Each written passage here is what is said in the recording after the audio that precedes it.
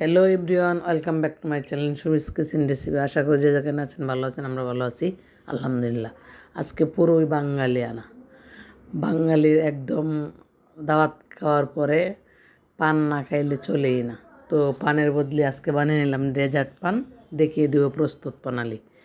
আমি প্রথমে বাদাম নিয়েছি, এখানে 300-350 গ্রাম মতো বাদাম। এখানে 1 কাপ বাদাম হয়েছে আমার। বাদাম গরম পানিতে ভিজিয়ে রেখেছিলাম আগেই।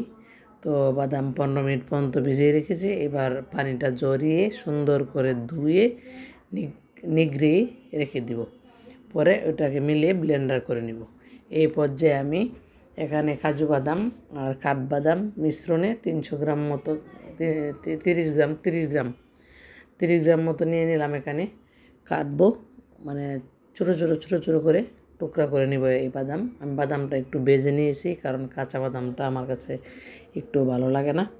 তো এটা আমার নিজস্ব ব্যাপার, নিজস্ব ব্যক্তিগত ব্যাপার, আপনারা না বাছলেও পারেন। আমি ভেজে নিয়েছি এবং কেটে নিচ্ছি, টুকরো টুকরো করে কেটে নিচ্ছি। এইবার কাটার পালা, কেটে নিচ্ছি। খুব টুকরো করে কাটতে হবে, একদম এটি কাটার পরে সুপারি মনে হবে। তো কেটে নিচ্ছি, আপনারা এরকম কেটে নেবেন। এবার কেটে নেওয়া শেষ বাদাম আমি একটা বাটিতে উঠিয়ে নিচ্ছি একটা বাটিতে। এই পান খেতে সেই মিষ্টি হয়। এবার নিয়ে নিলাম খেজুর এখানে নিয়ে নিলাম 150 গ্রাম মতো, 200 গ্রাম মতোই হবে, মাপা না, আনুমানিক। এই খোসাগুলা বিচিগুলো আগেই সরিয়ে নিয়েছি। বিচি সরিয়ে নিয়ে এগুলো ওই বাদামের মতো কুচি কুচি করে কেটে নিব। কাটার সময় সাবধান, এটা কিন্তু পিছলে যায়, আমারও পিছলে গেছিলো। তো এভাবে আমি কেটে নিয়েছি। খেজুর কেটে নেওয়া শেষ প্রায়। এবার খেজুরগুলো উঠিয়ে নিব, একসাথেই রেখে দিব। আমি এক বাটিতেই রেখে দিলাম খেজুর।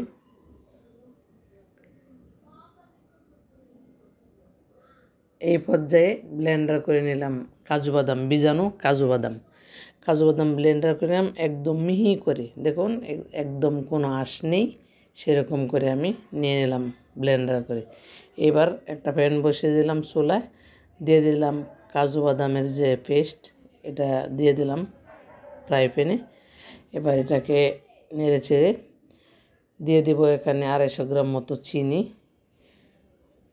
চিনি দিয়ে এই পেস্টের সাথে একদম ভালো করে নেড়ে চেড়ে মিশিয়ে নেব। একদম ভালো করে নেড়ে চেড়ে মিশিয়ে নেব কিছুক্ষণ। মিশিয়ে নেওয়া হয়ে গেছে। মিশিয়ে নেওয়া হওয়ার পরে এখানে আমি অ্যাড করব কালার ফুড। এই যে সব গ্রিন কালারের কালার ফুড অ্যাড করলাম 5-6 ফোঁটা মতো। এই কালার ফুড কিন্তু সাবধানে অ্যাড করবেন, এটা কম বেশি কালার হয়ে যায়, বুঝে সুঝে অ্যাড করতে হবে। এই পর্যায়ে আমি দিয়ে দিলাম এখানে ঘি, 1 টেবিল চামচ ঘি দিয়ে দিলাম। এবার ঘি দিয়ে এটাকে আবার ভালো করে নেড়ে চেড়ে মিশিয়ে নিব।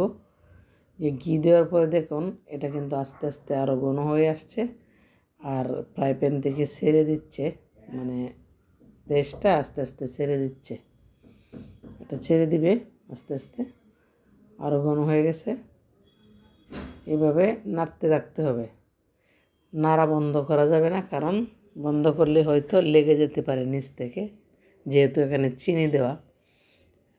অনবরত নাড়তে হবে, ফ্রাই প্যানে লেগে দিতে হবে না, দেওয়া যাবে না, সরি। এই দেখুন এবার কিন্তু একদম ঘন হয়ে গেছে। এবার নাড়াচাড়া করা খুব কঠিন, লেগে যায়। তবে এখানে একটা সাবধানতা আছে, এই টেক্সচারটা আনতে হলে এটা বুঝে সুঝে আনতে হবে। যদি আপনারা কেউ বানাতে চান, আগে একটু নিয়ে টেস্ট করবেন, একটু পেস্ট আগে উঠাবেন, উঠে টেস্ট করবেন যে এটা ডোর মতো হয়েছে কিনা, দেখে তারপরে চুলা থেকে উঠাবেন। আর না হলে হবে কি, বোঝা যায় না। আমি নিজেও আগে বুঝিনি, যে উঠিয়ে নিয়েছি, পরে দেখা গেছে যে এটা শক্ত হয়ে গেছে কিংবা নরম হয়ে গেছে, এরকম টেক্সচার আনতে পারি না। কিন্তু পরে ইনশাল্লাহ আমি আনতে পেরেছি, তাই বললাম আগে একটু টেস্ট করে নেবেন। টেস্ট করে নিয়ে পরে উঠাবেন। এ পর্যায়ে পুরো উঠাই নিয়েছি আমি।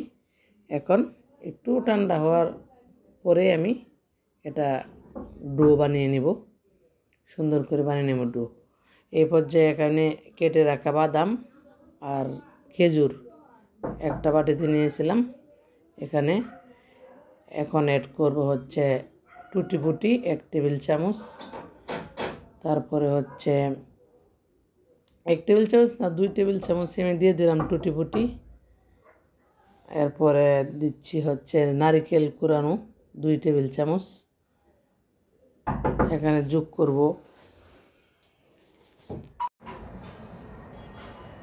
এই পর্যায়ে দিয়ে দিব কালারফুল পিঙ্কেল, এটা 2 কালারের আছে, আমি 2 কালারের দিয়ে দিলাম 2 চামচ করে, একটু বেশি দিয়েছি, 2 চামচের একটু বেশি দিয়েছি। আমি এটা আলতো হাতে মেখে নিব, এটা পুরো মেখে নেওয়া শেষ। এবার এটাকে আমি কোন আইসক্রিমের মতো একটা শেপ দিয়ে দিব, যাতে পানের ভিতরে দিলে একদম সেট হয়ে যায়। এ দেখুন একদম নিচে থেকে চিকন করে উপরে কোন আইসক্রিমের মতো করে আমি শেপ দিয়ে নিয়েছি। সব কটা শেপ দেওয়া শেষ। এবার রেখে দিলাম একটা বাটিতে। এবার আমি রুটি বানিয়ে নিব। বাদামের মিশ্রণ, বাদাম আর চিনির মিশ্রণ, বাদাম চিনি আর ঘি, এটার মিশ্রণে আমি যে ডোটা তৈরি হয়েছে এটা দিয়ে রুটি বানিয়ে নিব। এটা ভালো করে মতে রুটি বানিয়ে, এই টাকচার আনতে কিন্তু অনেক ব্যাক পেতে হয়েছে আমাকে। আমি এটা আগে জানতাম না এই রেসিপি, একটা আপুর কাছে দেখে শিখেছি ইনশাল্লাহ।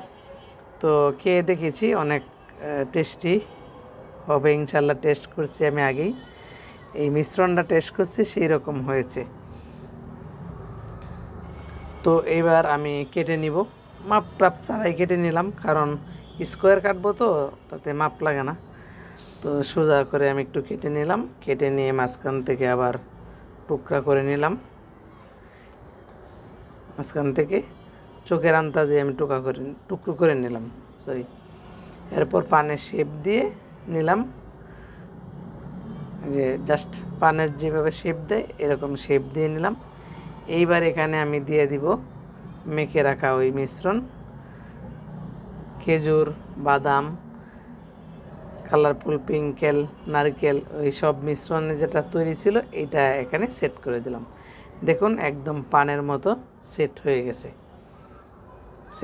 এইভাবে আমি সবগুলা বানিয়ে নিব। আমার 10-12 পিস হবে, যতটুকু আমি ডো বানিয়ে নিয়েছি 10-12 পিস হওয়ার কথা। তো এইভাবে শেপ দিবেন, স্কোয়ার করে কেটে জাস্ট পান যেভাবে বানায় কিলি পান, এই পানের মতো শেপ দিয়ে বানিয়ে নেবেন।